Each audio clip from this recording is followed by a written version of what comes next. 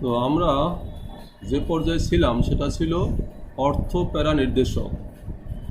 তো অর্থ প্যারা নির্দেশক গ্রুপটা এটা খুবই একটা ইম্পর্টেন্ট অংশ ছিল। আমরা সে জায়গাটা সবাই ক্লিয়ার করতে পারছি আশা করি। আজকে আচ্ছা স্যার, হ্যাঁ, বলো। আমাদের ফার্স্ট সিটি সিলেবাস কি? ভার্সিটি সিলেবাস তোমাদের ওয়েবসাইটে দিয়ে দেওয়া হয়েছে। সিলেবাসটা হলো ওই নেইমিং এবং হইলো আইসোমারিজম, মানে নামকরণ এবং সমানতা, এই অংশ থাকবে। এবং পরীক্ষাটা হবে এমসিকিউ এবং ওপেন বুক। তোমরা বই দেখেই স্যার লিখতে পারো। ফার্স্ট সিটি বলতে কি ডেমো সিটি? না না না না, ডেমো কেমিস্ট্রি তো ডেমো হবে না। সেটাই তো স্যার। ঠিক আছে, আচ্ছা। তো ওপেন বুক কেন না হচ্ছে? ওপেন বুক আমরা প্রতি বছরে এই নামকরণের উপরে ওপেন বুক আর নামকরণ আর সমানতা মিলেই ওপেন বুক টেস্টটা নিয়ে থাকি। আর আমরা সিদ্ধান্ত নিয়েছি এই কারণে যে তোমাদের যেহেতু এটা এই পরীক্ষা অনলাইনে প্রথম, তো তোমরা হয়তো বা সমস্যায় পড়তে পারো, এই জন্য দেখে শুনে পরীক্ষাটা দেওয়া এবারে। আর একটা কারণ হইলো যে এটা যেহেতু এটার এই অংশটা খুব বেসিক, সুতরাং তোমার জিনিসটা বুঝতে পারলেই তুমি লিখতে পারবা। বই দেখে লেখার সুযোগটা একটু কম পাবে, কোশ্চেনটা তো সেই ধরনেরই থাকবে। ওই দিয়া তো স্যার খুব বেশি লাভ নাই স্যার, বিষয়বস্তু না বুঝলে তো বই দিয়া লাভ। খুব বেশি লাভ হবে না, ঠিক বলছো। ওকে, আমরা তাহলে পড়াশোনার মধ্যে যাই। আচ্ছা, প্রথমত আমি এটা জিজ্ঞাসা করি, দেখো আজকে একটু ব্যাকগ্রাউন্ডটা চেঞ্জ করছি কালারের, তোমাদের এটা দেখতে সমস্যা হয় কিনা? দাঁড়াও, কে যেন আসছে এখন। এটা দেখতে কি সমস্যা হয়? স্যার স্লাইড দেখা যাচ্ছে না। তোকি অনেক দেরি করে আসলো। হ্যাঁ, কি বলছো? স্যার স্লাইড দেখতে পাচ্ছি না। ও আচ্ছা, স্লাইড তুমি শেয়ারই করি না, তো দেখতে পাবো কীভাবে? ঠিক আছে, শেয়ারটা করে দিই আগে।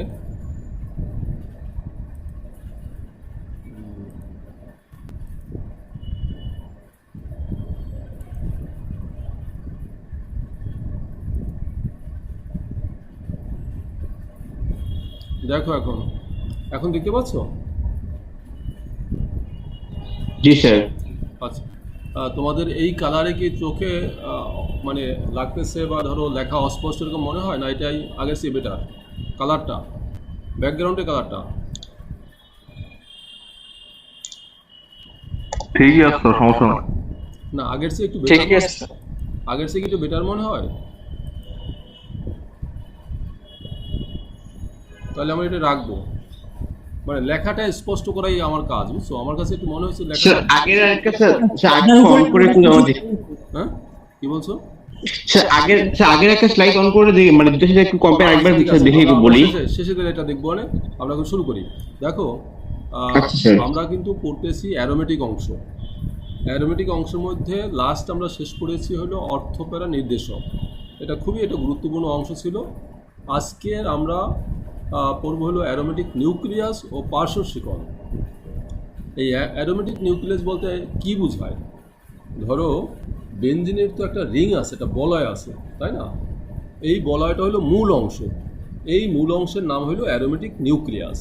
এই যে অ্যারোমেটিক ধর্মযুক্ত মূল বৃত্তাকার অংশ হলো নিউক্লিয়াস। সাধারণভাবে বেনজিন বলয়কে অ্যারোমেটিক যৌগের নিউক্লিয়াস বলে, মানে অ্যারোমেটিক যে অংশটা, মানে বলয়টা, সেটিই নিউক্লিয়াস। আর পার্শ্ব শিকল হলো কি, বেনজিনের যে হাইড্রোজেন আছে বেনজিন বলয়ের, সেই হাইড্রোজেন যখন অন্য একটা গ্রুপ, বিশেষ করে অ্যালকাইলমূলক দ্বারা প্রতিস্থাপিত হয়, তখন সেই প্রতিস্থাপকটাকে বলা হয় পার্শ্ব শিকল। দেখো, আমি এখানে উদাহরণ দিয়েছি যে এটা হলো বেনজিন বলয়, এই জন্য হলো নিউক্লিয়াস। এটাও বেনজিন বলয়, এটা নিউক্লিয়াস। আর এর একটা হাইড্রোজেন একটা মিথাইলমূলক দ্বারা প্রতিস্থাপিত হলো, সেই জন্য এটা হলো পার্শ্ব শিকল। এখানেও তাই, কিন্তু এটাও পার্শ্ব শিকল। তো এখন এই যে বেনজিন নিউক্লিয়াস এবং পার্শ্ব শিকল উভয়ই কিন্তু বিক্রিয়ায় অংশগ্রহণ করে, এবং সেটা নির্ভর করে সে কার সাথে বিক্রিয়া করছে এবং ওখানে কন্ডিশনটা কী তার উপর। এগুলোই এর ইম্পর্টেন্ট অংশ, মানে এই পার্শ্ব শিকল এবং নিউক্লিয়াসের বিক্রিয়া। এটা আমরা দেখবো পরে। তো তোমরা নিউক্লিয়াস আর পার্শ্ব শিকল তো বুঝতে পারছো না? হ্যালো, জি স্যার। আচ্ছা, ওকে। তাহলে আমরা যাই নিউক্লিয় প্রতিস্থাপন স্যার আগের স্লাইডটা আরেকবার একটু স্ক্রিনশটটা। তাড়াতাড়ি নাও। স্যার হ্যাঁ, বলো। প্রতিস্থাপক না থাকলে কি আমরা এই বেঞ্জিনে কোনো পার্শ্ব শিকল নাই এটা বলতে পারবো? প্রতিস্থাপকের মানেটা কি? বেনজিন বলয়ের পরমাণু অন্য যেসব পরমাণু গ্রুপ দ্বারা প্রতিস্থাপিত বেনজিন উৎপন্ন করে সেই সব পরমাণু বা গ্রুপকে বলে পার্শ্বশিকল। এখন তুমি কি বলতে চাচ্ছ? তুমি কি সংজ্ঞাটা বুঝতে পারছো? হ্যাঁ, জি স্যার, জি স্যার। আচ্ছা, এখন এখানে নিউক্লিয় প্রতিস্থাপন বিক্রিয়া এটা কি দেখো, এখানে আমরা দেখতে পাচ্ছি এটা হলো টলুইন, এটা হলো পার্শ্বশিকল, আর এটা হলো বেনজিন বলয়। এটা হলো এফি বা আয়োডিন, যে কোনো একটা প্রভাবকের উপস্থিতিতে ক্লোরিনের সাথে বিক্রিয়া হলো কি হলো, এই মিথাইলমূলক তো অর্থ প্যারা নির্দেশক, তো অর্থ অবস্থান থেকে একটা হাইড্রোজেন একটা ক্লোরিন দ্বারা প্রতিস্থাপিত হয়ে এটা তৈরি করলো, এটা নাম অর্থ ক্লোরোটোলুইন, কারণ এটা টলুইন ছিল। আবার প্যারা অবস্থান থেকে একটা হাইড্রোজেন প্রতিস্থাপিত হয়ে তৈরি হলো প্যারাক্লোরোটোলুইন। তো এখানে বিক্রিয়াটা মূলত হলো কার? এটা কি পার্শ্বশিকলের বিক্রিয়া হয়েছে না বেনজিন নিউক্লিয়াসের বিক্রিয়া হয়েছে? Sir nucleus. নিউক্লিয়াস, ফাইন, এটা তো বুঝতে পারছো তাহলে। ওকে, পার্শ্বশিকল প্রতিস্থাপন বিক্রিয়া দেখো, এটা খুবই ইম্পর্ট্যান্ট একটা বিক্রিয়া, খুবই ইম্পর্ট্যান্ট। কোশ্চেনটা পরীক্ষায় এরকম আসে অনেক সময় যে ফুটন্ত টলুইনের মধ্য দিয়ে যদি ক্লোরিন গ্যাস প্রবাহিত করা হয় তাহলে কি ঘটে, অথবা টলুইনের সাথে ইউভি রশ্মির উপস্থিতিতে, এটা একটা শক্তি, এর উপস্থিতিতে ক্লোরিনের বিক্রিয়া ঘটালে কি উৎপন্ন হয়? তো বিক্রিয়াটা মূলত পার্শ্বশিকলের বিক্রিয়া হয়। পার্শ্বশিকলের এই হাইড্রোজেনগুলো এক এক করে এই ক্লোরিন দ্বারা পর্যায়ক্রমে প্রতিস্থাপিত হয়। দেখো, প্রথমটা আমরা দেখলাম এর একটা হাইড্রোজেন একটা ক্লোরিন দ্বারা প্রতিস্থাপিত হয়েছে, এটার নাম হলো, এই যে বেনজিনের সাথে CH2 এই অংশটার নাম হলো বেনজাইল, আর এই ক্লোরিন আসার জন্য হচ্ছে বেনজাইল ক্লোরাইড। এরপরে ক্লোরিন দ্বারা আরও একটা হাইড্রোজেন প্রতিস্থাপিত হলো, তাহলে এখানে হবে CH আর এখানে হবে Cl2। এটা না, এই যে CH এই অংশটার নাম, এই যে এই ক্লোরিন বাদ এই অংশটার নাম হলো বেনজাল, এর নাম হবে বেনজাল ক্লোরাইড। এরপরে হলো আরও একটা হাইড্রোজেন আরও একটা ক্লোরিন দ্বারা প্রতিস্থাপিত হলো, তখন হবে CCl3, এটার নাম হলো বেনজো ট্রাইক্লোরাইড। আমরা টলুইনের মধ্যে যে ক্লোরিন গ্যাস প্রবাহিত করি এই কন্ডিশনে, তাহলে পর্যায়ক্রমে আমরা এই তিনটে প্রোডাক্টই পাবো, এবং প্রতিটা ক্ষেত্রে HCl উৎপন্ন হয়। যেহেতু এটা চেইন রিয়াকশন, আমরা এই চেইন রিয়াকশনের মধ্যে আমরা HCl লিখি নে, ফাইনালি লিখেছি। আর তুমি যদি লিখতে চাও এখানে প্লাস দিয়ে উপরে লিখতে পারো বা নিচে লিখতে পারো, কিন্তু চেইন রিয়াকশনের মধ্যে যে লেখা হয় তাহলে বোঝা যায় ওর সাথে ও বিক্রিয়া করে পরেরটা তৈরি করছে, তা তো না। কোনো কোশ্চেন? স্যার বেনজাল ক্লোরাইড কি স্যার বেনজাল ডাইক্লোরাইড বলা যাবে না? বেনজাল ডাইক্লোরাইড না, বেনজাল ডাইক্লোরাইড, হ্যাঁ বলা যাবে, এটা সমস্যা নাই, কিন্তু বেনজাল ক্লোরাইড এটা বলা হয়, বেনজাল ডাইক্লোরাইডও সমস্যা নাই, বলা যাবে। স্যার সেই জায়গায় স্যার ইউবি থাকার কারণে এই প্যারা অবস্থান বা ম্যাট অর্থ অবস্থান এই সূত্রটা মানে নাই। আমরা কি বিক্রিয়া করতেছি, কোন বিক্রিয়া করতেছি? ও স্যার, হ্যাঁ, পার্শ্বশিকল বিক্রিয়া। পার্শ্বশিকল বিক্রিয়া। অর্থকরার দিকে যাচ্ছ কেন? এই পার্শ্বশিকলের বিক্রিয়া ঘটানোর জন্য তোমার এই কন্ডিশনটাই লাগবে। আর যদি অর্থপেরা যাও তখন তো হ্যালোজেন বাহক, ওই যে আয়রন বা আয়োডিন, আগের বিক্রিয়া দেখাইছি। সাকিব বুঝছো কথাটা?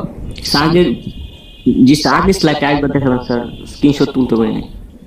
আরে বেটা, তোমাদের এই তুমি আর সৌরভ তোমাদের পেজ কি ব্যাপার গেল না? যখন ওই স্ক্রিনশট নিল আর একজন, তখন তুমি বসেছিলে, এই যে,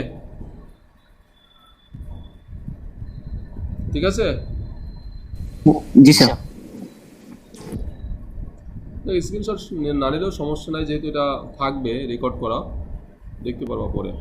ওকে, নেক্সট হলো পার্শ্বশিকল জারণ। এটাও খুবই একটা ইম্পর্টেন্ট বিক্রিয়া। দেখো এখানে এটা হলো পার্শ্বশিকল, এটা একটা শক্তিশালী জারক KMnO4। তো KMnO4 এটা ধরো অম্লীয় KMnO4 প্লাস সালফিউরিক অ্যাসিড, মানে যারা জাইমানোক্সিন তৈরি করতে পারে, বা KMnO4 প্লাস পটাশিয়াম হাইড্রোক্সাইড, এটাও হতে পারে। এই জাইমান অক্সিজেন এই CH3 কে জারিত করে তৈরি করবে COOH। ঠিক আছে, এখানেও দুইটা CH3 দুইটাই জারিত হলো এখানে COOH আর এদিকে হলো COOH। তোমার কারোর জন্য মাইকে ডিস্টার্ব আছে, একটু মাইকে সমস্যা হচ্ছে, মাইকে একটু সাউন্ড হচ্ছে, দেখো যার হচ্ছে এরকম মাইকটা একটু বন্ধ করে রাখো, মিউট করে রাখো। আচ্ছা, এই মানে এখানে দেখলাম পার্শ্ব শিকলটা অ্যালকাইল গ্রুপ হলে তার জারিত হয়ে COOH হয়েছে। যেমন এটা হলো বেনজোয়িক অ্যাসিড, এটা হলো টেরিথেলিক অ্যাসিড, এটার নাম, দুটো COOH। এটা দেখতে পাচ্ছি এখানে আছে বিউটাইল গ্রুপ, এটাও জারিত হয়ে COOH হবে আর কার্বন ডাই অক্সাইড আর পানি হবে, বুঝছো?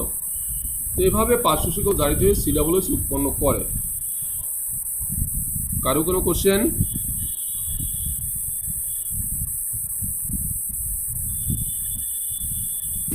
অ্যালকাইল গ্রুপ থাকলে কার্বক্সিলিক অ্যাসিড হয়ে যাবে স্যার। হ্যাঁ হ্যাঁ হ্যাঁ, তাই তো আমরা দেখতে পাচ্ছি।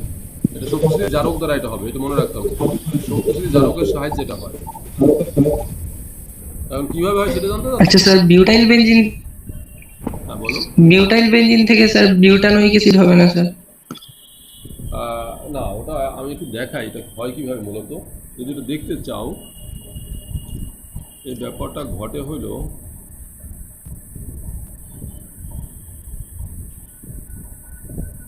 ওটা দেখি।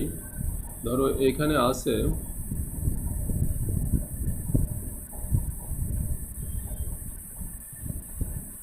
এটা হলো বেনজিন, আর এর উপরে যে আছে এই CH2, এই CH2,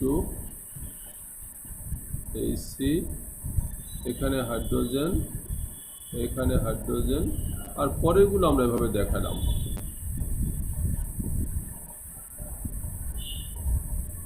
এই এখন এখানে দেখো এই যে দুইটা হাইড্রোজেন, এই দুটো এখান থেকে চলে গেল, দুটো বন্ড খালি হবে। আবার এখান থেকেও এই দুটো হাইড্রোজেন এখান থেকে চলে যায়, এখানে দুটো বন্ড খালি হবে, আর এখান থেকে এই বন্ডটা ভেঙে যায়। ফাইনালি আমরা কি পাবো?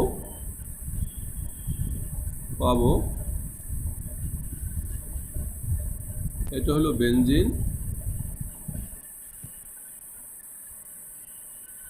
আর এটা হলো কার্বন। এখানে এই যে হাইড্রোজেন দুটো চলে গেল, এখানে ডাবল বন্ড হবে, মানে এইটা আর এইটা চলে গেলে দুটো বন্ড থাকে, সেই দুটো বন্ড মিলে ডাবল বন্ড হলো। আর এইখানে বন্ডটা ভেঙে গেছে, এটা থাকলো। পরেরটার অংশ কি হবে? প্লাস দিয়ে যেটা চলে গেল, এখানে তো এদিকে ছিল CH2 CH3, আর যে বন্ডটা ভাঙলো তারও কিন্তু দুইটা হাইড্রোজেন চলে গেছে, এখানে একটা ডাবল বন্ড হবে। এখন এই যে হাইড্রোজেনগুলো চলে গেল, এখানে যে জাইমান অক্সিজেন থাকে তাদের সাথে যুক্ত হয়ে হবে OH। OHটা এখানে এসে যুক্ত হবে, এখানে একটা OH যুক্ত হবে। এই তাহলে কি হলো? এটা তো COOH হলো, দেখো এটা একটা COOH, এই যে বেনজোয়িক অ্যাসিড, এটাও কিন্তু COOH হলো। তো এটা হলো প্রোপানোয়িক অ্যাসিড, দেখছো এটা হলো propanoic acid.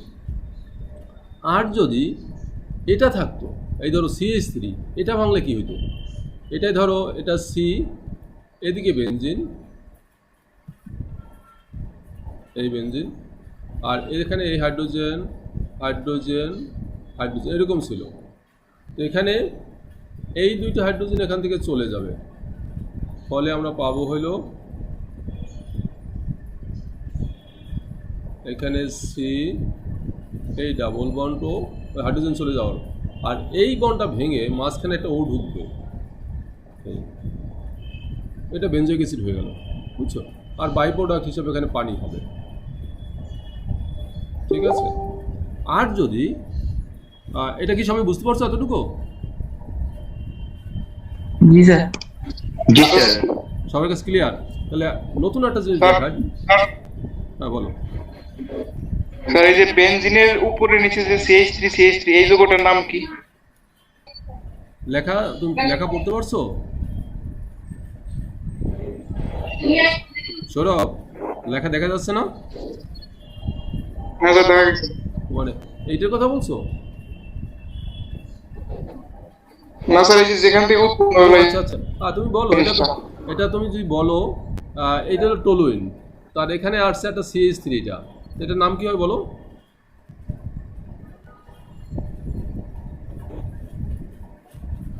Methyl toluene. প্যারামিথাইল toluene, অথবা একটা স্পেসিফিক নাম হলো জাইলিন। কি বলা হয়েছে বলো? Xylene. প্যারাজাইলিন।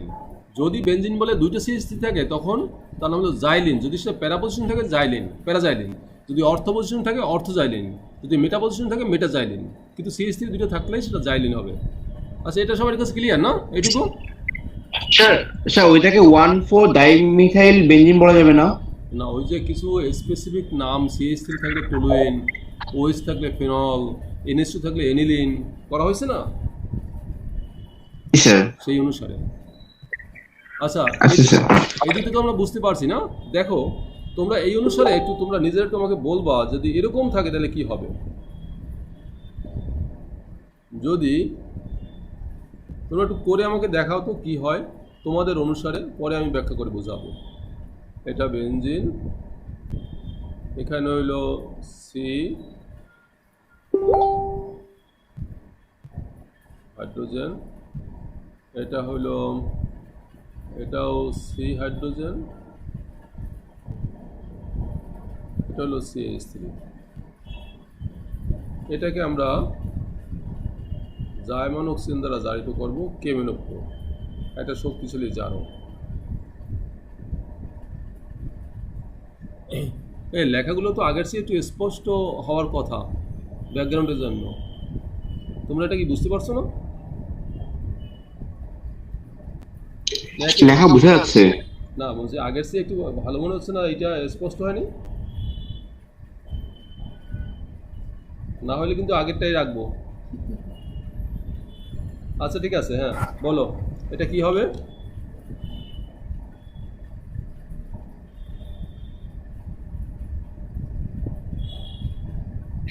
Sir benzoic acid plus বলো, হ্যাঁ তাড়াতাড়ি বলো। প্লাসনোইক অ্যাসিড। হ্যাঁ স্যার ইথানোইক অ্যাসিড। কি? হ্যাঁ, তো benzoic acid plus methanoic acid. সবাই কি কথাটা বুঝতে পারছো? এখানে দেখো, এই দুইটা হাইড্রোজেন চলে গেল, তাহলে কি হলো? অনেকে ব্যাপারটা ধরে ফেলছো না, ভালোই। এটা হয়ে গেল সি, এটা হলো ডাবল বন্ড, আর এদিকে একটা এই বন্ডটা ভাঙলো, এদিকে একটা ওএস আসলো, এটা হলো একটা। আর বাই প্রোডাক্ট কি হলো? এটা তো CH3 ছিল, আর এই যে কার্বন সেটাও ডাবল বন্ড হইলো, আর এদিকে একটা ওএস আসলো। তাহলে এটা হলো বেনজোইক অ্যাসিড, এই COOH, এটা COOH মানে বেনজোইক অ্যাসিড, আর এটাও কিন্তু COOH, সাথে CH3 আসছে, এটা ইথানোইক অ্যাসিড। তো এর মানেটা হলো যখন CH3 থাকতেছে তখন কিন্তু আমরা পাচ্ছি হলো ওই COOH, আর যখন তার সাথে অ্যালকাইল গ্রুপ থাকতেছে তখন আমরা পাচ্ছি কি? পাচ্ছি হলো ওই অ্যালকাইল গ্রুপ থাকার জন্য যে কার্বনটা ভাঙতেছে সেই কার্বনটা হয়ে যাচ্ছে হলো COOH, এটা।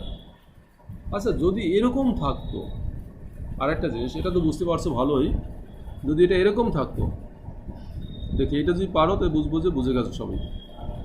যদি এটা এরকম থাকে, এটা ধরো সি, এদিকে হাইড্রোজেন, এদিকে হাইড্রোজেন, আর এদিকে হলো CH3, এই যে CH3। এখন যদি আমরা জারিত করি জাইমন অক্সিজেন দ্বারা কেমিনোপ্রো, তাহলে কি হবে? তাহলে স্যার বেনজোইক অ্যাসিড আর মিথানোইক অ্যাসিড হবে। বেনজোইক অ্যাসিড আর মিথানোইক অ্যাসিড। কে বলছো মিথানোইক অ্যাসিড? কে বলছো মিথানোইক অ্যাসিড? স্যার সবাই বলছে।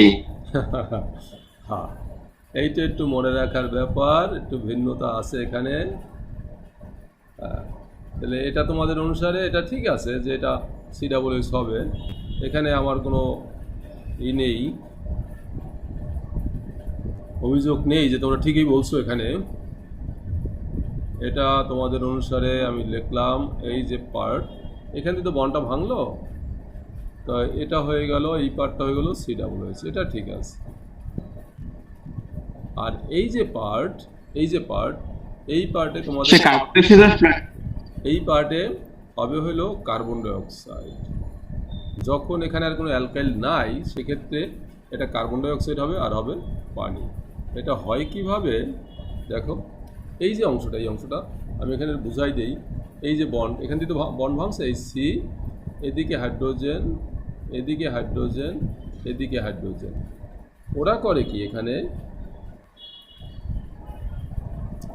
ওরা এই তিনটা হাইড্রোজেনের এই তিনটা বন্ডেই এখান দিয়ে চলে যায়। ফলে কার্বনের, দেখো কার্বনের তাহলে কয়টা হাত মুক্ত হইলো, 3 দিকে এই 4টা হাত। এই হাতগুলো মিলে কি হবে, এদিকে 2টা গেল, এদিকে 2টা গেল, এর সাথে একটা অক্সিজেন যুক্ত হয়, এর সাথে একটা অক্সিজেন, মানে কার্বন ডাইঅক্সাইড হয়ে গেল। বুঝছো, এই হলো সেই কার্বন ডাইঅক্সাইড। আর ওই যে হাইড্রোজেন গেল না, হাইড্রোজেনের সাথে আরও অক্সিজেন যুক্তই হবে পানি। মানে এটা হলো যখন এই বেঞ্জিনের সাথে কার্বন, এর সাথে একটা অ্যালকাইল গ্রুপ থাকবে তখন সেটা কার্বন ডাইঅক্সাইড হয়ে যাবে। আর যদি এখানে ওই অ্যালকাইলের সাথে আরও থাকে তখন এই যেখানে বন্ডটা ভাঙলো সেটা হয়ে যাবে COOH। আর এটা তো COOH হবেই, এটা একটু মনে রাখতে হবে, ঠিক আছে? একটা অ্যালকাইল গ্রুপ থাকলে তাহলে স্যার কার্বন ডাইঅক্সাইড হবে। কি একটা অ্যালকাইল গ্রুপ থাকলে কার্বন ডাইঅক্সাইড উৎপন্ন হবে। অ্যালকাইল গ্রুপ বলতে এইটা না, কিন্তু এর সাথে যদি আর একটা থাকতো তখন সেটা হয়তো কার্বন ডাইঅক্সাইড, তখন এইটা কার্বন ডাইঅক্সাইড। কিন্তু এর সাথে যদি আরও থাকতো তখন এটা হয়তো COOH। এবার বুঝতে পারছো সবাই? স্যার এখানে ওই যে বেনজোইক অ্যাসিড CH3 স্যার কোনটার সাথে আরেকবার একটু মার্ক করে দেখাবেন স্যার, বোঝা যায় না। কি বোঝা যায় না? এইটার সাথে একটা অ্যালকাইল গ্রুপ থাকলে কার্বন ডাইঅক্সাইড উৎপন্ন হবে। তুমি কি বুঝতে পারছো একটু বলো তো আমাকে। প্রথমত স্যার এই যে কার্বনটা স্যার বেঞ্জিনের সাথে যুক্ত আছে, ওই কার্বনের দুই প্রান্তের দুই অংশের দুটো পার্ট আলাদা হয়ে যাবে। এর মধ্যে স্যার একটা অংশে স্যার CH3 উৎপন্ন হয়েছে স্যার। এই জায়গায় শুধু একটা অ্যালকাইল গ্রুপে আছে, সাথে অন্য কোনো কার্বন নাই। যেহেতু শুধুমাত্র একটা অ্যালকাইল গ্রুপ আছে সেই জন্য এই জায়গায় কার্বন ডাইঅক্সাইড উৎপন্ন হবে। যদি অন্য কোনো কার্বন থাকতো তাহলে স্যার COOH হয়ে যেত। এই যে বেনজিন রিং, এটা রিং, এই রিংয়ের সাথে একটা CH3 আছে, এটা কি হবে? Carbon dioxide. তোমার মায়ের দিয়া ছুটে দেবো না, এটা কার্বন ডাইঅক্সাইড। এখানে CH3, এটা COOH হয়েছে না, একটা CH3, তো একটা CH3, এটা COOH হয়েছে না, কার্বন ডাইঅক্সাইড হবে কেন? আর এখানে কি, এখানে আছে কি, এটা CH2, এই যে CH2 না, এর সাথে আর একটা CH3, একটা CH2 এর সাথে আর একটা CH3, তখন এই যে বেঞ্জিনের সাথে সিটা, এটা কার্বন ডাইঅক্সাইড, এটা হলো COOH, এটা COOH হলো। আর এই পাশে যে CH3 এটা হলো কার্বন ডাইঅক্সাইড, এই কথা বলছি। কিন্তু এর সাথে যদি আরও একটা CH3 থাকতো তখন এইটা হয়তো COOH, আর পাশে যে CH3 সেটা CH3 হিসেবে থাকতো। যেমন আমরা আগের বিক্রিগুলো দেখাচ্ছি, যেমন এখানে CH2 আছে, এটা COOH হলো এটা। আর এ পাশের যেহেতু এখানে আরও আছে সেই জন্য এটাও COOH হবে। কিন্তু আমার কথা হলো এখানে যদি এগুলো না থাকতো, এগুলো তো নাই, এটা নাই, শুধু CH2 আর এখানে CH3, তখন এটা হয়তো COOH আর এটা হয়তো কার্বন ডাইঅক্সাইড। তাই সবাই কি বুঝছো কথাটা? জি স্যার। জি স্যার। স্যার এখন ওই যে CH3 তে যে বেনজোইক অ্যাসিড হলো, ওই 3টা এইচে কি হয় স্যার? ওইটা তো বিক্রিয়াতে মিশে যায় না, ওটা তো অক্সিজেনের সাথে বিক্রিয়ায় পানি হয়। এই যে হাইড্রোজেনগুলো চলে গেল না, আচ্ছা বুঝতে পারছি স্যার। এখানে তো আরও অক্সিজেন তো একটা না, অসংখ্য অক্সিজেন আছে, তার সাথে যুক্ত হয়ে পানি হয়ে যাবে। ঠিক আছে? জি স্যার। ওকে, আচ্ছা নেক্সট আমরা যাই। এটা ভালো বিক্রিয়া, মনে রাখো একটু। একটা সৃজনশীল প্রশ্ন আছে, প্রশ্নটা একটু সমাধান করার চেষ্টা করো সবাই। এখানে দেখতে পাচ্ছি এই একটা বিক্রিয়া বলছে X একটি অ্যারোমেটিক অম্লধর্মী যৌগ, কোনটা? এটা অ্যারোমেটিক, এখানে এক্স, আবার এখানে আবার এক্স তৈরি হলো। ভালো জিনিস তো। স্যার এক্স হবে স্যার ফেনল। ওরে বাবা রে বাবা, তুমি কি মাথা নিচের দিক দিয়ে পা উপরের দিক দিয়ে ব্যায়াম করতে শুরু করছো নাকি? এটা মানে দেখানোর আগেই বলে ফেললা যে না কোনো টনিক খাইতেছো। আচ্ছা ঠিক আছে, এটা ফেনল, একদম ঠিক কথা। তো তোমরা সবাই একটু বিক্রিয়াটা লেখো তো খাতায়। এই বিক্রিয়াটা যখন ফেনল বলে ফেললাম, তাহলে বিক্রিয়াটা কি হবে? আমি যদি লিখি এখানে যে যেটা সৌরভ যেটা বললো, এটা হলো ফেনল,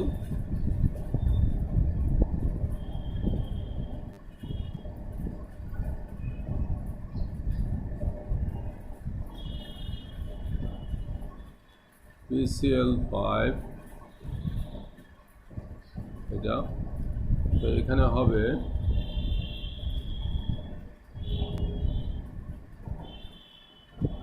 এটা হলো ক্লোরোবেনজিন, আর বাই প্রোডাক্ট হলো এখানে এই POCl3 মানে ফসফরাস অক্সিক্লোরাইড, আর হলো HCl, এটা হলো। আর এদিকে কি হবে বলো তো? এখানে কি হবে যদি আমরা এর সাথে সোডিয়াম হাইড্রোক্সাইড বিক্রিয়া করাই? এটা কিন্তু অম্লধর্মী বলছে, তাহলে বিক্রিয়া করালে কি তৈরি হবে? এখানে হবে ONA, সোডিয়াম ফিনেট বা সোডিয়াম ফেনক্সাইড, এগুলো জেড। এখন এর সাথে যদি আমরা সালফিউরিক অ্যাসিডের বিক্রিয়া ঘটাই H2SO4, এটা অ্যারোর উপর দিলে আরও ভালো হয় জিনিসটা। তখন এখানে তৈরি হবে আবার সেই ফেনল, আবার ফেনল হবে, বাই প্রোডাক্ট হিসাবে সোডিয়াম সালফেট হবে, সোডিয়াম সালফেট। ওকে, এখন কোশ্চেন হলো আমাদের, সবার কাছে ক্লিয়ার কথাটা? দেখি, উদ্দীপকের বিক্রিয়া ব্যতীত এক্স উৎপাদনের দুইটা বিক্রিয়া লেখো। এই বিক্রিয়া ছাড়া এই এক্স উৎপাদন, এটা কিভাবে করা যায়? এটা আমরা এখনো পড়ি নাই, সুতরাং আমরা এখন লেখাটা আমাদের পক্ষে একটু টাফ হয়ে যাবে, তাই না? কি বলো তোমরা? ফেনলের তো আমরা এখনো কিছু পড়ি নাই, তাই না? ফেনলটা পড়বো আমরা শেষের দিকে, সুতরাং এই বিক্রিয়া দুটো লেখা একটু ঝামেলা হয়ে যাবে আমাদের জন্য। এখানে হ্যাঁ বলো, এটা শিখে যাওয়ার পর আমরা আবার বলো কোনটা? POCl3 এই যৌগটার নাম কি? Phosphorus oxychloride. বলো তো কি বলছি? Sir phosphorus oxychloride. ঠিক আছে, ক্লিয়ার হয়েছে? তা আমরা গ নম্বরের কোশ্চেনটা আপাতত অ্যান্সার দিচ্ছি না, কারণ এটা আমাদের সামনের টপিক যেহেতু আছে, আমরা ওই অংশটা পড়লে আমরা এটার অ্যান্সার সহজে দিতে পারবো, এটা আমাদের কোনো সমস্যাই হবে না। নেক্সট দেখি আমরা একটু, এখন এখানে এক্স কি বুঝতে পারছো? এক্স হলো ফেনল, এক্সটা হলো ফেনল, জেড হলো সোডিয়াম ফেনক্সাইড, ওয়াই হলো ক্লোরোবেনজিন। ওকে, ওয়াই কিন্তু ক্লোরোবেনজিন, এটা মনে রাখবো। এখন আমরা যাই পরের অংশ, দেখি কি বলছে এখানে। এক্স ও ওয়াই, এক্স হলো ফেনল, ওয়াই হলো ক্লোরোবেনজিন, এই উপস্থিত প্রতিস্থাপকের উভয় বেনজিন বলয় সক্রিয় হবে কি? ব্যাখ্যা করো, বলো এইটা ব্যাখ্যা করো তোমরা। এক্স এবং ওয়াই উভয়ই কি বেনজিন বলয় সক্রিয় হবে? এক্স এবং ওয়াই এ উপস্থিত প্রতিস্থাপকের উভয়ই বেনজিন বলয় সক্রিয় হবে কি? হ্যাঁ স্যার হবে। হবে স্যার উভয় হবে না, একটা হবে। আচ্ছা, হবে, তারপর আবার উভয় হবে না, একটা হবে। আসলে কি হবে? ফেনলটা স্যার সক্রিয় হবে। হ্যাঁ স্যার দুইটাই হবে স্যার। ফেনলটা স্যার সক্রিয় হবে। আচ্ছা, আমরা একটু দেখি, আর দেখতে তো সমস্যা হয়, তাই না? এইটা হলো ফেনল, এইটা হলো ফেনল। ফেনলের আছে মুক্ত জোড় ইলেকট্রন অক্সিজেনের, এই ইলেকট্রন দুইটা বেনজিন বলয়কে দিবে এরকম, ফলে এখানে দ্বিবন্ধন এখানে আসবে, মানে ফলে আমরা দেখব যে এখানে একটা ডেল মাইনাস হয়, এখানে একটা ডেল মাইনাস হয়, এখানে একটা ডেল মাইনাস হয়। এটা আমরা স্ট্রাকচার থেকে বুঝতে পারবো। আর ক্লোরোবেনজিন যেটা সেখানে যদি আমরা বলি এখানে ক্লোরোবেনজিন তার কিন্তু আছে এরকম 6 জোড়া ইলেকট্রন, তারাও ইলেকট্রন কিন্তু এরকম দিয়ে এটা এখানে আসবে, ফলে এখানেও ডেল মাইনাস, এটা ডেল মাইনাস, এটা ডেল মাইনাস হবে।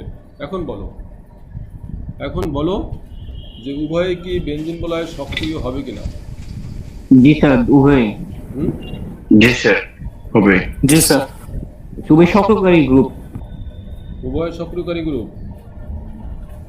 জি স্যার, ক্লোরিন আয়োডিন এগুলো হচ্ছে স্যার সক্রিয়কারী গ্রুপ। আচ্ছা, আচ্ছা, ইলেকট্রন ঘনত্ব বৃদ্ধি পাচ্ছে। বুঝতে পারছে। আর কারো কোনো কথা? দেখি একজনের কথা মানে শুনতে পারলে আমার ভালো লাগবে। কত ক্লাস? মেসোমারিক সম্ভবত এখানে স্যার। সাকিব, তোমার এই জি স্যার। উল্টাপাল্টা কথা আর গেল না? মেসোমারিক এফেক্ট এখানে আছে? হ্যাঁ স্যার হরলিক্স এন্ড হ্যাঁ, কি বলছো? মেসোমারিক না ইলেকট্রোমারিক, দুটো থেকে যে কোনো একটা হবে। আবার ইলেকট্রোমারিক, এত জটিল জটিল কথা বলো, তোমার ছাড়া তো অন্য কেউ বুঝতেইছে না কাহিনী কি বলতেছ তুমি। মেসোমারিক ইলেকট্রোমারিক এফেক্ট এগুলো কি বোঝো? না, সব আন্দাজে বলতেছো। আচ্ছা শোনো, আমি কথাটা বলি তাহলে। আমরা ফেনল এবং মানে এখানে ফেনল আর ক্লোরোবেনজিন উভয় দেখলাম যে মুক্ত জোড় ইলেকট্রন আছে এবং মুক্ত জোড় ইলেকট্রনগুলো রেজোনেন্সে অংশগ্রহণ করতে পারে। সেই জন্য বেনজিন বলয়ে উভয়ের ক্ষেত্রে ইলেকট্রন আসবে, কিন্তু এখানে ক্লোরিনের ইলেকট্রন টানার একটা ক্যাপাসিটি আছে, বুঝছো? এখানে ক্লোরিনের ক্ষেত্রে যেটা হয় এর ইলেকট্রন টানার ক্যাপাসিটি আছে, এখানে কিন্তু সেটা নাই, এরা ইলেকট্রন দিবে। যদিও ইলেকট্রন এখানে ঘোরে, কিন্তু ক্লোরিন উপস্থিতিতে বেনজিন বলয় থেকে একটা ইলেকট্রন টানার টেন্ডেন্সি, সেখানে দুইটা কাজ হয়। তুমি যে ওই মেসোমারিক ইলেকট্রোমারিক এফেক্ট বলছো, এটা তা না, একটা হলো ইন্ডাকটিভ ইফেক্ট। যারা ইলেকট্রন দেয়, ইলেকট্রন যদি দেয় বেনজিন বলয়, তখন সেটা হয় প্লাস ইন্ডাকটিভ ইফেক্ট, এরকম লেখা হয়, মানে দেওয়ার কারণে প্লাস হয়। আর যদি ইলেকট্রন টানে এরকম, তখন হবে মাইনাস ইন্ডাকটিভ ইফেক্ট। তো এখানে ক্লোরিনের হইল ইলেকট্রন টানার, তাহলে মাইনাস ইন্ডাকটিভ ইফেক্ট। আর একটা হলো রেজোনেন্স, এই যে ইলেকট্রন ঘূর্ণন, এরও আছে রেজোনেন্স, কিন্তু এই যে দুইটা বিপরীত ধর্মী, একটা হলো ইলেকট্রন দেয়ার, এটা রেজোনেটিং ইফেক্ট, আর ইলেকট্রন টানা সেটা হলো ইন্ডাকটিভ ইফেক্ট। এই দুইটা ইফেক্টের যে রেজাল্ট্যান্ট, সেটা কি? রেজাল্ট্যান্ট হলো মূলত ইলেকট্রনগুলোর দিকে ঘুরবে, কিন্তু সক্রিয়তা বাড়বে না। সেই জন্য ক্লোরিনের উপস্থিতিতে বেনজিন বলয়ের সক্রিয়তা বৃদ্ধি পায় না, কিন্তু এর উপস্থিতিতে বেনজিন বলয়ের সক্রিয়তা বাড়ে। সেই ক্ষেত্রে ইন্ডাকটিভ ইফেক্ট, তারপর হলো রেজোনেটিং ইফেক্ট, এগুলো দিয়ে ব্যাখ্যা করতে হবে। ঠিক আছে সবাই? জি স্যার, বুঝছি। আচ্ছা, নেক্সট আমরা যাই তাহলে। স্যার সকল হ্যালোজেনের কি টানার ক্যাপাসিটি আছে? সকল হ্যালোজেনে কি এমন ভাবে মানে ইলেকট্রন টানবে? সকল হ্যালোজেনে ইলেকট্রন স্যার টানবে কি, এটা জিজ্ঞেস করছি। হ্যাঁ, সকল না, এখন দেখো ফ্লোরিন এগুলো টানার টেন্ডেন্সি বেশি। তো যখন যে আস্তে আস্তে তুমি নিচের দিকে যাবো, তখন তো এর টানার টেন্ডেন্সি আস্তে আস্তে কমে যাবে, বুঝছো? জি স্যার। ঠিক আছে। স্যার টানার টেন্ডেন্সি কি শুধু হ্যালোজেন গ্রুপেরই, এই দুইটা তিনটা? না, আরো অনেকের আছে টানার টেন্ডেন্সি, আরো অনেকের আছে। এই তোমাদের নাজমুস সাকিব তো ঢুকছে, বলছে যে তোমাদের গ্রুপে দেখলাম যে একমাত্র স্যার দিতে পারবো। ও লিঙ্ক চাইছে না? আচ্ছা, লিঙ্ক তো তোমাদের দিয়েছিলাম আমি। আজকে লিঙ্ক পাইছি তো। আচ্ছা, না ওই দেখলাম সাকিবের একটা এই পোস্ট। ওকে, এটা ঠিক আছে না? জি স্যার। আমরা স্যার এখানে সক্রিয় হলো কে? হ্যাঁ কি হ্যাঁ বলো কি হ্যালো হ্যালো স্যার স্যার এই যে বললেন, হ্যাঁ স্যার বললেন যে ইন্ডাকটিভ প্লাস মাইনাস, এটা তাহলে স্যার সক্রিয় কোনটা হবে? সক্রিয় হবে ফেনল। তার তো এরকম উইথড্রয়িং ক্যাপাসিটি নাই, মানে তার তো ওই যে মাইনাস ইন্ডাকটিভ ইফেক্টও নাই, তার রেজোনেটিং ইফেক্ট আছে যেটা ইলেকট্রন দিচ্ছে, আবার যেটা বলছিলাম ইন্ডাকটিভ ইফেক্ট সেটাও প্লাস, সেটাও ইলেকট্রন দিচ্ছে। তাহলে দুইটা মিলে বেনজিন বলে ইলেকট্রন ঘনত্ব বাড়তেছে, সেদিন সক্রিয়তা বাড়বে। আর ক্লোরিনের দুইটা কাজ করতেছে, এটা হলো ইলেকট্রন যখন উইথড্রয়িং ক্যাপাসিটি, টানার ক্যাপাসিটি, সেটা হলো minus effect, inductive effect minus, আর ওই যে ইলেকট্রন ঘুরতেছে এটা হলো প্লাস রেজোনেটিং ইফেক্ট। তো এই দুইটা ইফেক্টের ফলে একটা দুইটি বিপরীত, ফলে এর ইলেকট্রন ঘনত্বটা বৃদ্ধি পায় না। আর ফেনলের ক্ষেত্রে যেহেতু দুইটাই পজিটিভ, সেজন্য ইলেকট্রন ঘনত্ব বৃদ্ধি পায়। তাহলে সক্রিয় কোনটা হয় বেশি? Sir phenol. ঠিক আছে তাহলে না? ওকে, নেক্সট হলো বেনজিন। অ্যারোমেটিক যৌগের যে মূল যৌগটা সেটা হলো বেনজিন। বেনজিনের আমরা প্রথমে দেখব প্রস্তুতির ক্ষেত্রে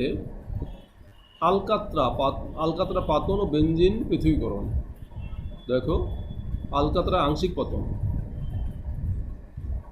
আমি তো ডিটেলস এখানে লিখিনি, তোমরা একবার রিডিং করে নেবা। আমি একটু বলি, ওই যে কাঠকে যদি আমরা ছোট ছোট টুকরো করে দেই, গুঁড়ি করি আর কি কাঠের, এবং সেটাকে একটা লোহার পাত্রে 400 ডিগ্রি সেলসিয়াস তাপমাত্রায় বায়ুর অনুপস্থিতিতে উত্তপ্ত করি, তাহলে কাঠের মধ্যে যে সমস্ত উপাদান আছে সেগুলো বেরিয়ে আসে, এবং উপাদান সমূহের ঘনত্ব অনুযায়ী ওরা ভিন্ন ভিন্ন স্তর তৈরি করে, যেটা ভারী সেটা নিচে, তারপরে যেটা সেটা উপরে, আর গ্যাসীয় যেটা সেটা হলো সবার উপরে। তো এখন এই যে পদ্ধতিটা, এটার নাম হলো কাঠের অন্তর্ধূম পাতন, এবং সেই অন্তর্ধূম পাতনের ফলে তরল জাতীয় যে পদার্থগুলো পাওয়া যায় তার মধ্যে লাইট অয়েল আছে। লাইট অয়েলের মধ্যে দেখো থাকে বেনজিন, টলুইন, জাইলিন, ক্রিডিন, থায়োপিন, এনজিন, ফেনল ইত্যাদি। তো আমরা এখান থেকে বেনজিনটাকে বের করব। এখন এই যে উপাদানসমূহ আছে, মিডল অয়েল সেখানেও আছে, কিন্তু এখানে শতকরা পরিমাণ 5, এটা 7.5। ভারী তেল বা হেভি অয়েল এখানে আর ওইটা নাই, কিন্তু যেটা নিচের দিকে থাকে।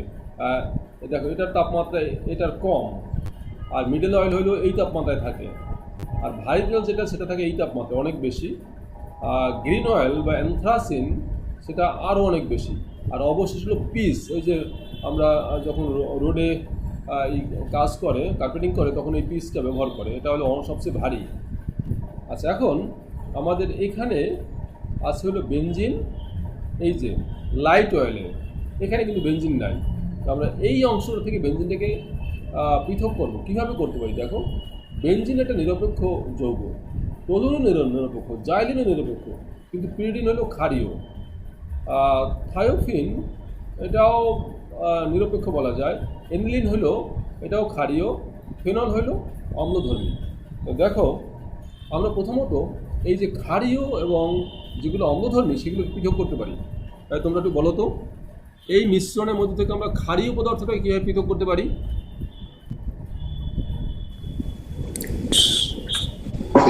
স্যার অ্যাসিড যোগ করে। হ্যাঁ, অ্যাসিড যোগ করে স্যার। অ্যাসিড যোগ করলে ক্ষারীয় পদার্থসমূহ ওর সাথে বিক্রি করে লবণ তৈরি করবে। সেই লবণটা হলো পানিতে দ্রবণীয় হবে, দ্রবণীয় অংশ হিসাবে ওটা ওখানে পৃথক হয়ে যাবে। অন্যগুলো হলো অদ্রবণীয়, সেটা ওখানে থেকে যাবে। তো ওটা কিন্তু পানিতে দ্রবীত হয়ে চলে গেল। আবার তারপরে যেটা আছে অম্লীয়, তার মধ্যে আমরা খাঁট যোগ করি, তাহলে আবার ওর সাথেও লবণ হিসাবে ওরা পৃথক হয়ে যাবে। পরবর্তীতে যে অংশটা থাকবে, বেনজিন, টলুইন, জাইলিন, এগুলোকে যদি আমরা আংশিক পতন করি, তাহলে এদের স্ফুটনাঙ্কের পার্থক্যের উপর ভিত্তি করে আমরা এগুলোকে পৃথক করে নিতে পারবো। তারপরে এর মধ্যে কিছু পানি থাকে, সেই পানিটাকে যদি আমরা কোনো নিরোধক ব্যবহার করতে পারি, যেমন ক্যালসিয়াম ক্লোরাইড, ক্যালসিয়াম অক্সাইড, তাহলে পানির অংশটা ওই নিরোধক দ্বারা শোষিত হয়ে মোটামুটি বিশুদ্ধ আমরা বেনজিন পেতে পারি। বলো, কিছু বলবে? কিছু বলার নাই? ওকে, তাহলে এভাবে আমরা বেনজিনকে নিষ্কাশন করতে পারি। তারপরে দেখো পরীক্ষাগারে বেনজিন কীভাবে প্রস্তুত করবো। কি হলো এটা? স্যার স্লাইডটা একটু মিস করছি। কি স্লাইড মিস করছো? স্লাইড দেখা যাচ্ছে না? স্যার আগের স্লাইডটা স্যার। কি বলছো? স্যার প্রণয় স্যার এই স্ক্রিনশট নিতে পারি। মিস করলা কেন?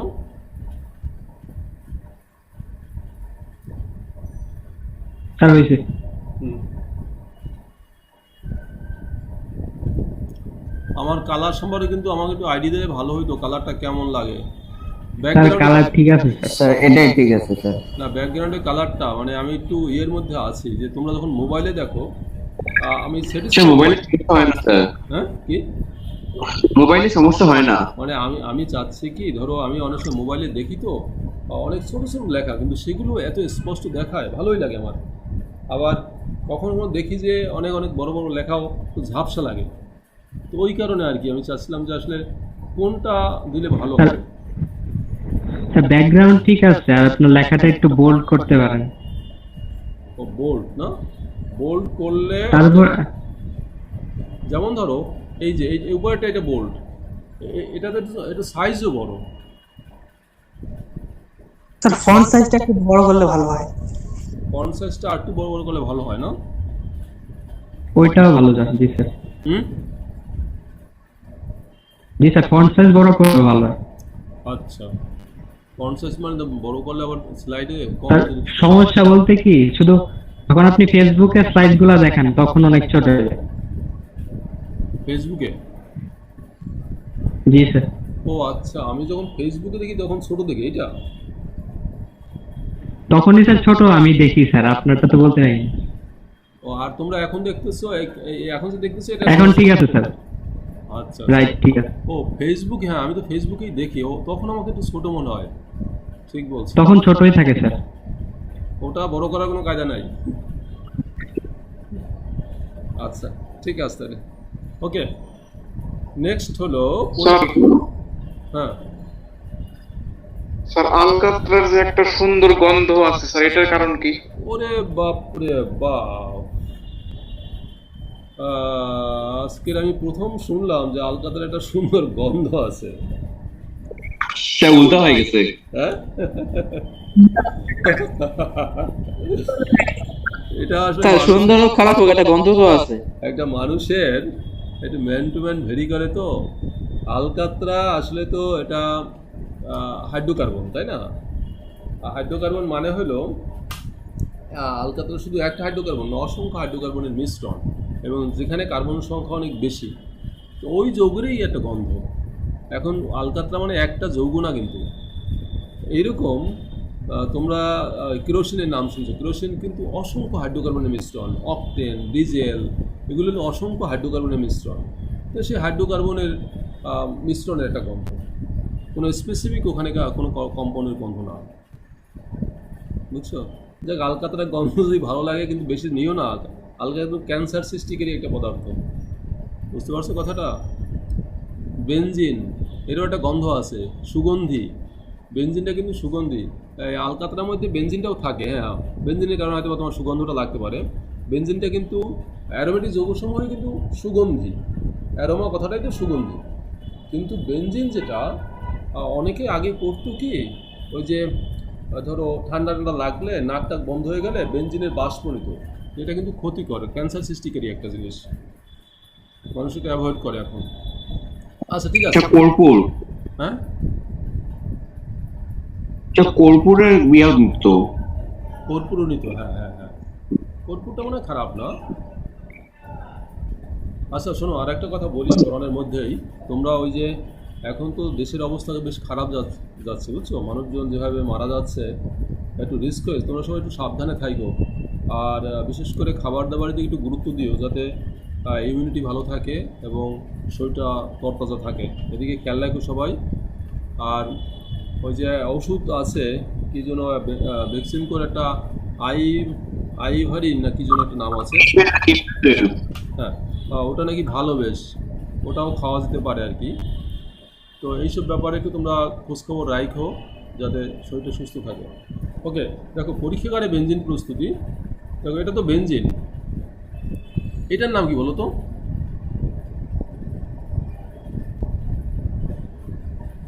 বলো এটার নাম কি? এটার নাম কি এটার? তাড়াতাড়ি বলো। Sodium benzoate. Sodium benzoate. এটার নাম কি? Soda lime. Soda lime. Soda lime কাকে বলে?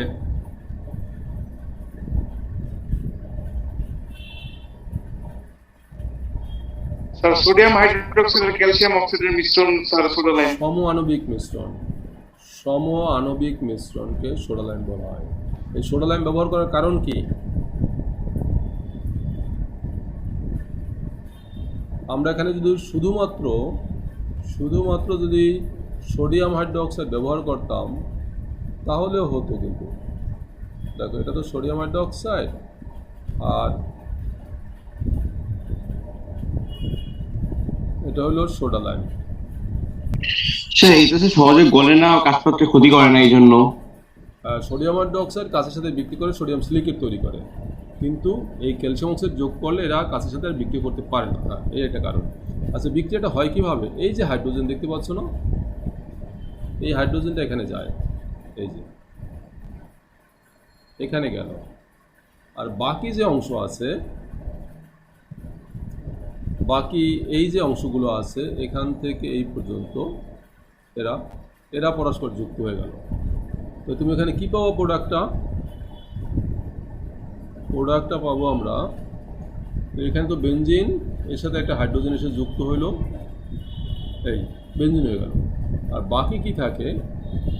সোডিয়াম থাকে 2টা, Na2, কার্বন একটা, O3, আর ক্যালসিয়াম অক্সাইডটা মুক্ত হয়ে গেল। ঠিক আছে? তাহলে আমরা এভাবে বেনজিন পেতে পারি।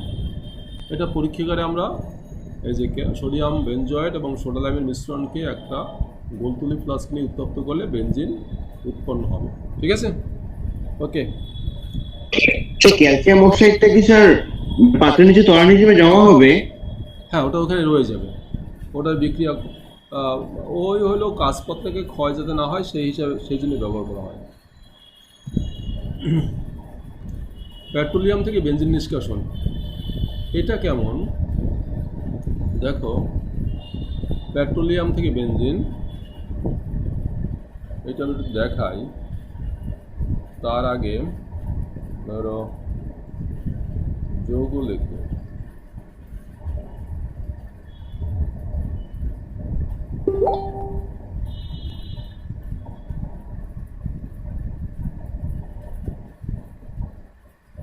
দুই, 4, 6। আচ্ছা, এটার নাম কি? হ্যাঁ, হেক্সেন। কি নাম বলো? হেক্সেন। এটা হলো হেক্সেন, তাই না? এটার নাম কি? হেক্সেন। আচ্ছা, এটা হেক্সেন, ঠিক আছে। এখন এই হেক্সেনের আমরা যদি এটাকে এভাবে লিখি, দেখো এই যে CH3 ধরো, এটা এভাবে লিখলাম, এটা CH2, এটা CH2, এটা CH2, এটা CH2, 2, 4, আর এটা CH3, এভাবে লিখলাম। এই এখন এটা জাস্ট এটাকে আমরা একটু বাকিয়ে লিখলাম। কন্ডিশন হলো যদি এটাকে আমরা chromium oxide Cr2O3, aluminium oxide,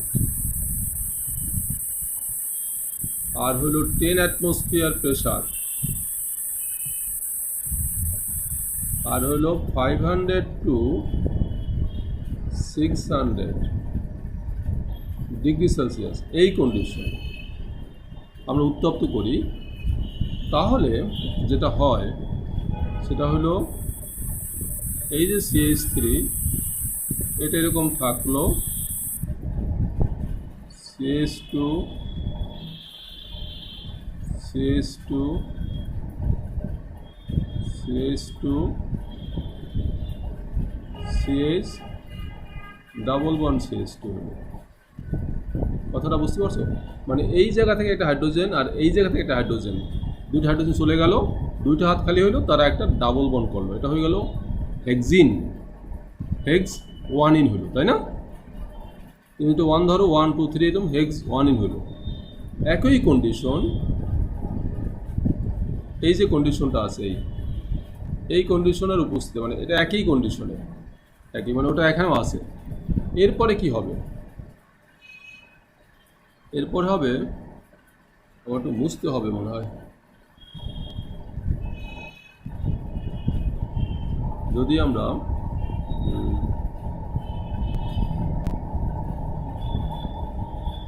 ওই যেটা লিখলাম ওই একই কন্ডিশনে কি হবে দেখো, এই যে এখানে তো CH3 ছিল, এটা CH2, এটা CH2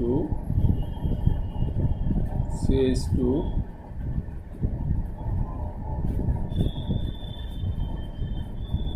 CH2 CH2 আর এখানে দেখো এটা কিন্তু CH ডাবল বন্ড CH2 ছিল, তো ওই ডাবল বন্ডের পাই বন্ডটা ভেঙে গেল, ভেঙে গিয়ে ওর এখানে CH2 ছিল, ভেঙে গিয়ে একটা এখানে যে বন্ড ছিল একটা অংশ এদিকে আসলো, তার সাথে একটা হাইড্রোজেন যুক্ত হলো। এই হাইড্রোজেনটা পেলো কোথায়? এটা ছিল CH3, ওখান থেকে একটা হাইড্রোজেন এসে যুক্ত হলো এখানে। আর এখানে এই ডাবল বন্ডের একটা অংশ এদিকে গেল আর একটা অংশ এদিকে যাবে, এই অংশটা এখানে আসলো, আর এর হাইড্রোজেন চলে যাওয়ার কারণে এখানে হাত খালি হলো, এই দুইটা হাত পরস্পর যুক্ত হয়ে গেল। এটার নাম হবে কি? সাইক্লোহেক্সেন। সেম কন্ডিশন, মানে এখানে যে কন্ডিশন ছিল একই কন্ডিশনে, এখানেও সেই একই কন্ডিশনে এরপর হলো পরপর দুইটা থেকে দুইটা হাইড্রোজেন মুক্ত হবে, যেমন এখান থেকে একটা হাইড্রোজেন, এখান থেকে হাইড্রোজেন, আবার এটা বাদ দিয়ে আবার এখান থেকে হাইড্রোজেন, এখান থেকে হাইড্রোজেন, আবার এখান থেকে হাইড্রোজেন, এখান থেকে হাইড্রোজেন, তাহলে আমরা কী পাবো? এই হাইড্রোজেনগুলো চলে যাবে, ফলে এখানে থাকবে CH আর এখানেও CH থাকবে, ফলে এখানে একটা ডাবল বন্ড তৈরি হয়, এখানে ডাবল বন্ড তৈরি, এখানে একটা ডাবল বন্ড তৈরি হয়, কী হলো? বেনজিন। এইভাবে আমরা বেনজিন তৈরি করতে পারি, বুঝতে পারছো? যে পেট্রোলিয়াম মানে বেনজিন একটা পেট্রোলিয়াম, সেখান থেকে আমরা বেনজিন তৈরি করলাম, ঠিক আছে? আর একটা জিনিস আছে, একটা কি হলো,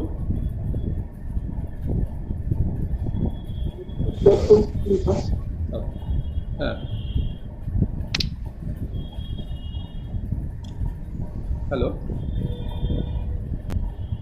ও হ্যাঁ হ্যাঁ স্যার, এখন একটু পরে কথা বলবো আপনার সাথে, ওই ক্লাসের মধ্যে আছি, ক্লাসের মধ্যে আছি। আচ্ছা আচ্ছা আচ্ছা, এখানে তাহলে এটা আমরা পাইলাম হলো বেনজিন। এখন তুমি একটু চিন্তা করো, যদি স্যার এখানে স্যার পেট্রোলিয়াম কোনটা? স্যার এখানে যে পেট্রোলিয়াম থেকে যে হেক্সেন পেট্রোলিয়াম কি? পেট্রোল থেকে যেটা নিষ্কাশন করা হয়, পেট্রোলিয়াম একটা মিশ্রণ, হাইড্রোকার্বনের মিশ্রণ, যেটাকে পেট্রোলিয়াম বলা হয়, বা শিলা তেলও বলা হয়। আমরা খনি থেকে যেটা পাই, বুঝছো, খনিজ হিসাবে, সেটা হলো পেট্রোলিয়াম। সেই পেট্রোলিয়ামের মধ্যে অসংখ্য মিশ্রণ থাকে, সেই মিশ্রণের মধ্যে methane, ethane, propane, butane, pentane, hexane, heptane, octane, nonane, এরকম অসংখ্য থাকে। তো সেই পেট্রোলিয়াম তার একটা পেট্রোলিয়াম, এখানে আমরা হেক্সেন নিয়েছি, হেক্সেন, টলুইন সবই হলো পেট্রোলিয়াম। হেক্সেন থেকে পাইলাম আমরা বেনজিন। এখন যদি আমরা এখানে টলুইন নিতাম, তাহলে কিন্তু এদিকে আর একটা CH3 থাকতো এদিকে, আর এরা একটা বেনজিন রিং তৈরি করতো, এখানে তো হাইড্রোজেনটা থাকতো না। তখন কি হইতো? এটা একই কন্ডিশনে কিন্তু কি হইতো? টলুইন। তাহলে আমরা হেক্সেন থেকে পাচ্ছি হলো বেনজিন, আর হেপটেন থেকে পাচ্ছি আমরা টলুইন। ঠিক আছে? জি স্যার। ওকে, এটা শেষ।